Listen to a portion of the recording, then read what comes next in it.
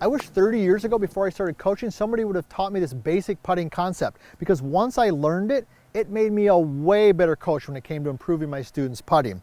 And that concept is, how should the putter be working as it comes in contact with the golf ball? Should it be slowing down? Should it be accelerating? Or should it be maintaining speed? And you probably are thinking to yourself, well, we know it shouldn't be slowing down. We know that. We don't want to decelerate. But a lot of golfers are taught to accelerate and almost pop it. And I don't think that that's correct. What we want is, we want to make sure that the putter is maintaining speed. And I got a couple great drills I'm going to share with you on how to do that. Because when the putter is maintaining speed through the strike, it's much easier to be consistent with the delivery, and therefore your consistency with rolling the golf ball the right distance. So let me go ahead and show you what that looks like, then we'll talk about a couple drills. So I've got my G-track and I'm set in here. I'm just gonna, you can do these if you're rolling it to a cup, maybe 20, 30 feet, or you don't even have to go to a cup, because we're really focused more on the delivery speed. So a good motion would look something like this, where I'm rolling the ball and the putter is maintaining its speed through the strike. Now you can see that ball rolled really well and it had good distance to it.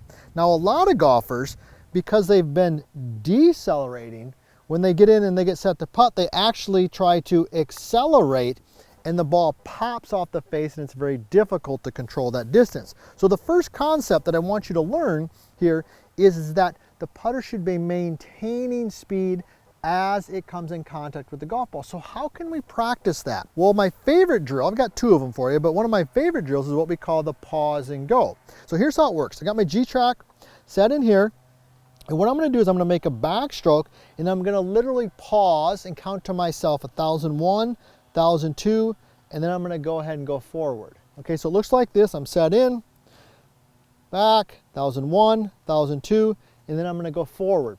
Now, why does this work? Well, it works because the purpose of the backstroke on any shot in golf is to create the right amount of length and the right amount of speed so that the club can maintain its speed going through and deliver the proper cadence and rhythm to get the golf ball to go where you want it to, especially on the short game shots. A little different as we get into drivers and power swings and things like that. So let's go ahead and hit one. And I'm going to share with you one more drill. So here we go.